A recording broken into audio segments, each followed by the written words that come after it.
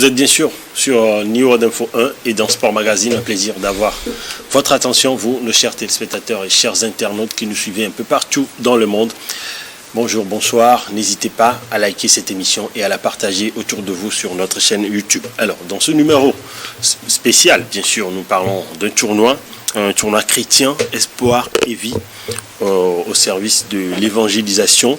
Et pour en parler, on a les responsables de cette compétition sur ce plateau. Ils nous viennent donc de l'église en mission pour le salut.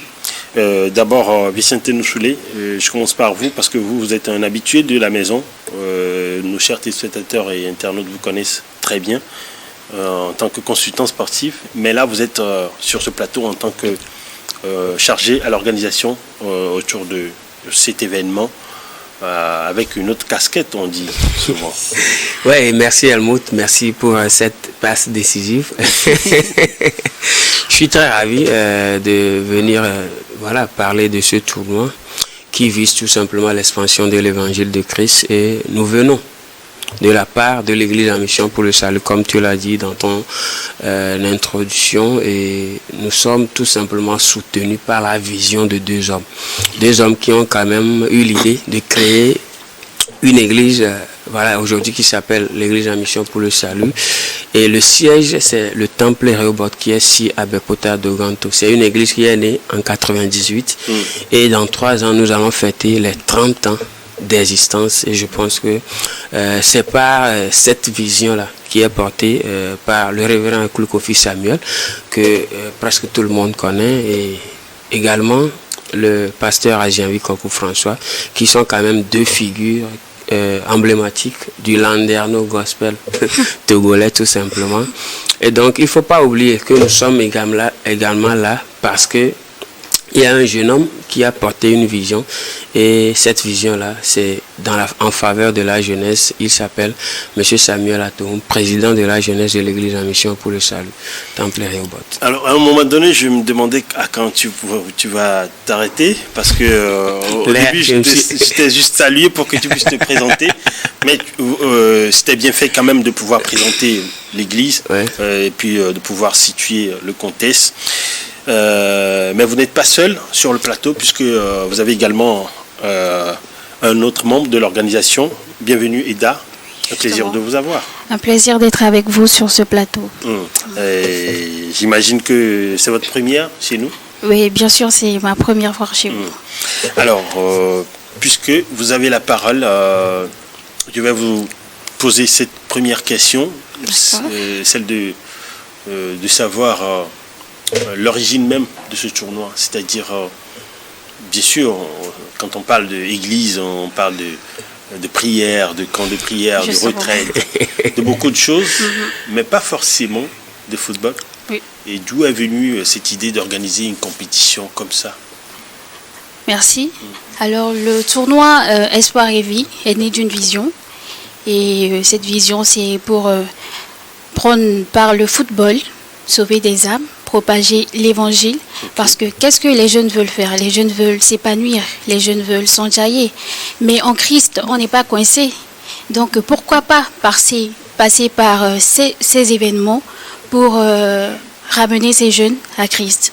Alors c'est d'où est née la vision, et prendre ces tournois-là comme moyen d'impact spirituel et social.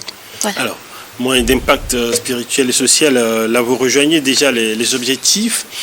Et ma prochaine question, c'est bien sûr cela. Vous visez seulement à évangéliser autour de ce tournoi, ou encore vous avez d'autres objectifs beaucoup plus, peut-être, je dirais, beaucoup plus vastes?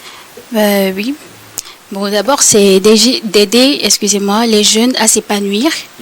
Comme je le disais, nous savons que beaucoup de jeunes s'intéressent au foot.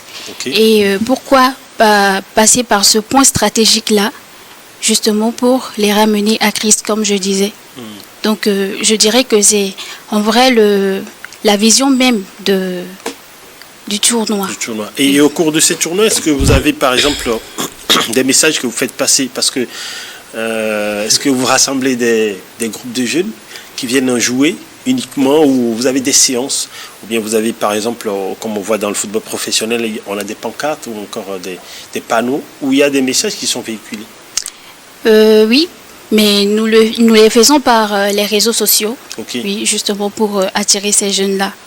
Donc, voilà. Alors, on en vient au tournoi proprement dit. Et j'ai une question pour vous, Vicente. Ce tournoi se tient sur quelle période? Combien d'équipes y participent? Et est-ce que c'est réservé uniquement pour l'église dont vous faites partie? Oui, Helmut, merci pour la question. Avant de rebondir, je vais ajouter à ce que Bienvenue a déjà dit. Je pense que l'objectif, en gros, c'est quand même d'aller prêcher l'évangile aux gens. Mais passer par quel créneau? Bienvenue l'a dit, par le football qui aujourd'hui est adulé par la plupart de la jeunesse. Maintenant, la Bible nous dit, allez faites de toutes les nations des disciples. On ne va pas rester dans les quatre coins de l'église pour aller propager l'évangile. Donc, on a trouvé un créneau meilleur qui va rassembler les jeunes. Maintenant, au-delà de cela, il y a une équipe en place, souvent, qui va, par des groupes de jeunes, qui va vers les groupes de jeunes pour aller leur parler. Alors là, du vous parlez Seigneur Jésus-Christ. c'est-à-dire autour des compétitions? En marge de la compétition, c'est-à-dire quand on joue un match, en marge du match proprement dit, il y a un groupe de jeunes qui est formé, qui va vers des groupes de jeunes qui ne sont pas forcément autour du match, mais qui sont éparpillés sur le stade pour aller tout simplement prêcher, leur parler du Seigneur Jésus. Maintenant, il y a également cet aspect social de la chose, puisque le tournoi est nommé Vie et Espoir. Aujourd'hui, quand on voit un peu la situation qui règne dans notre pays, il faut quand même dire que la jeunesse, elle est désœuvrée et a perdu espoir. Donc, mais il va falloir avoir de l'espoir pour vivre. Et cet espoir doit être basé sur quelqu'un qui s'appelle Jésus-Christ. Et donc c'est là l'idée qui est derrière ce tournoi-là. Maintenant, pour revenir à votre question, nous sommes à la première édition et donc nous avons commencé en interne, c'est-à-dire il n'y a que les églises, les paroisses de l'église en mission pour le salut qui ont participé à cette première édition. Nous sommes 8 paroisses à débuter en mars dernier. C'est-à-dire uniquement des paroisses à Lomé ou sur l'étendue? Non, à Lomé, Lomé, on va dire. Donc 8 paroisses, voilà, on a commencé avec les quarts de finale avec une élimination directe et puis on est passé aux demi-finales. Le 4 mai dernier, on a joué les demi-finales. Maintenant, le 3 août qui vient, c'est la grande finale avec une petite finale en levée de rideau. Et je pense bien que l'objectif dont Bienvenue avait parlé sera donc atteint au soir de ce 3 août là par la grâce de Dieu. Est-ce que vous avez... Oui, vous voulez ajouter quelque chose? À 13h30. À 13h30. Oui, effectivement. L'heure est également importante. Oui, à 13h30. Et nous avons passé presque tout le tournoi à le jouer au lycée de Bekota, sur le terrain de football du lycée de Bekota. Sauf que la finale, elle, exclusivement, sera jouée au terrain de Difak Bota. C'est toujours à baie, ça? Ouais, c'est toujours à Bekota. Donc, voilà. Et est-ce que vous avez l'impression, Bienvenue, que votre message est en train de passer?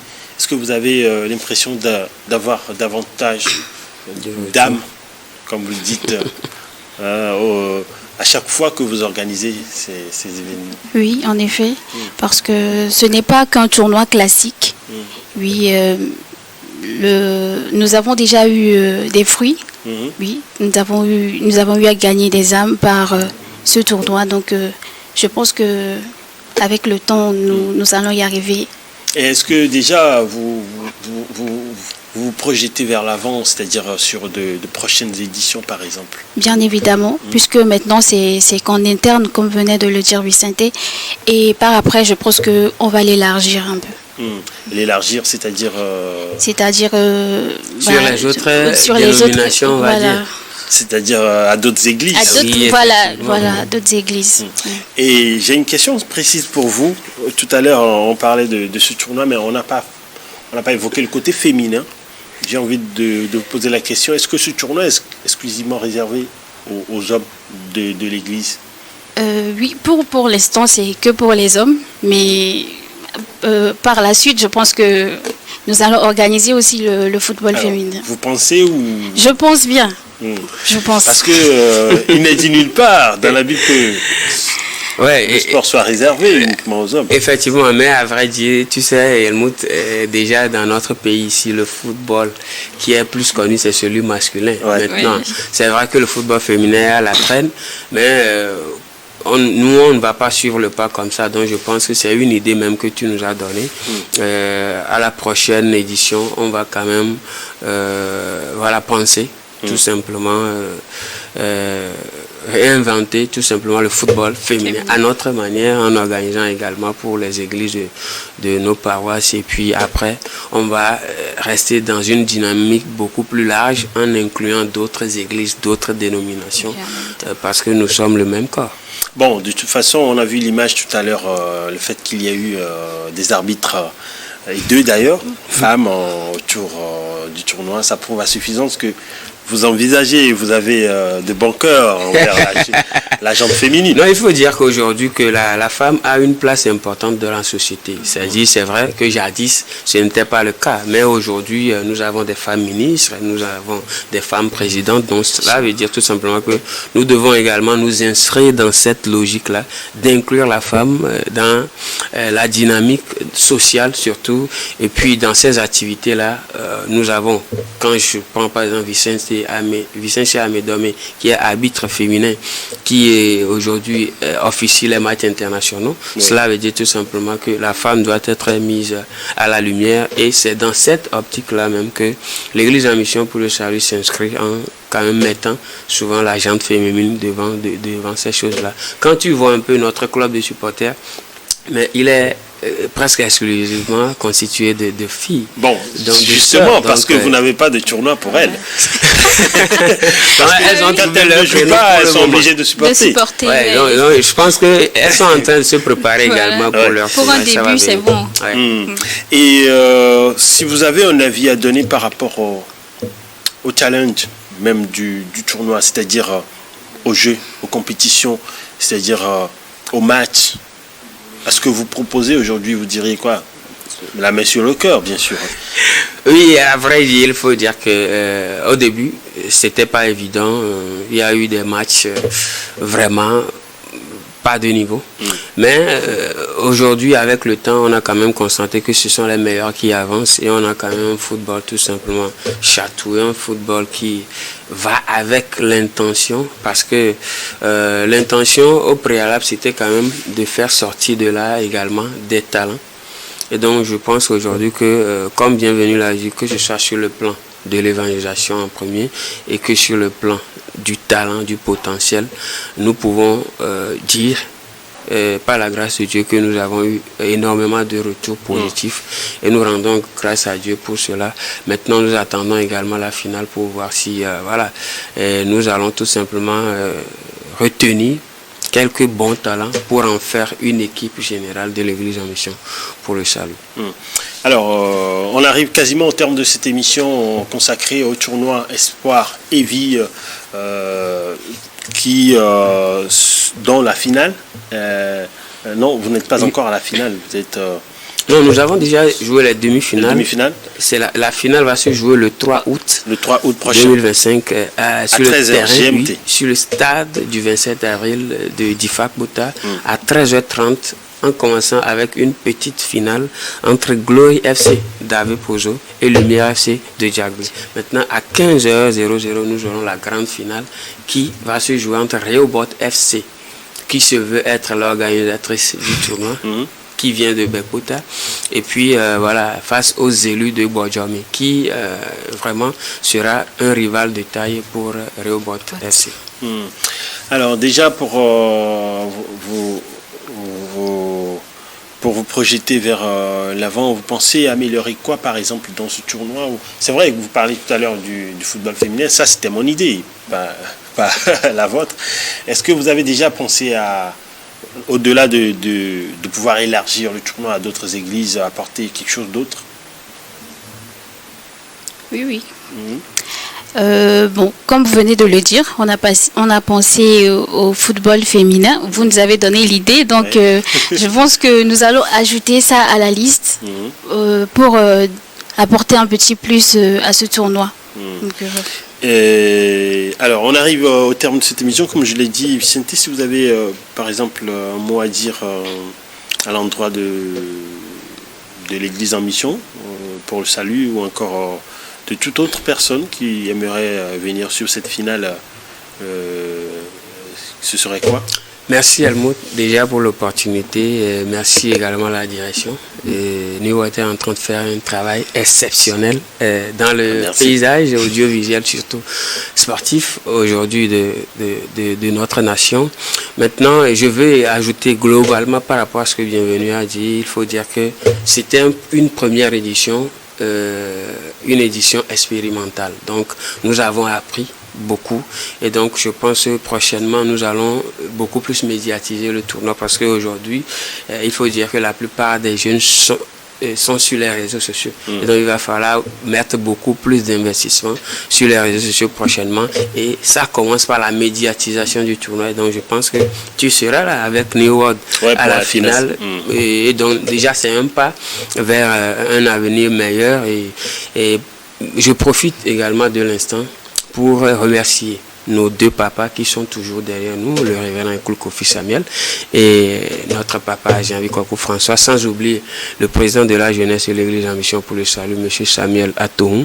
Et j'invite également tous les riverains de Bekbota et des quartiers environnants, Adakpame, Kolas, Dabarakondi, Avepozo Bagida, de faire le déplacement massif ce 3 août 2025 sur le terrain de Difakota pour vivre tout simplement une soirée exceptionnelle. Ce ne sera pas que du football, mais il y a beaucoup de surprises, beaucoup de d'animation autour et venez voir tout simplement ce que vous voyez souvent à la télé que vous rêvez de voir comme Helmut Pinte. Alors, bienvenue, un dernier mot. J'invite tous les jeunes, que tu sois joueur, supporter ou encore curieux de savoir ce que le football chrétien peut donner. Nous vous donnons rendez-vous le 3 août 2025 à Bekbota, à 13h30. Voilà, l'heure est importante, comme vous l'avez dit tout à l'heure. Vous l'aurez compris, l'Église en mission pour le salut a une grande finale, donc ce 3 août à 13h30 GMT. Prenez rendez-vous et on sera là pour l'événement. Merci à l'équipe technique et rédactionnelle derrière cette émission. Merci à vous, Vicente Nsoulé, d'être passé dans cette émission. Merci également à Bienvenue Eda d'être passé. Un réel plaisir. Et merci surtout à vous, nos chers téléspectateurs et chers internautes. Comme je le dis souvent, n'hésitez pas à liker cette émission et à la partager autour de vous. Ça participe aussi à l'évangélisation. Voilà. En effet. Bonne suite de programme, Seigneur d'Info.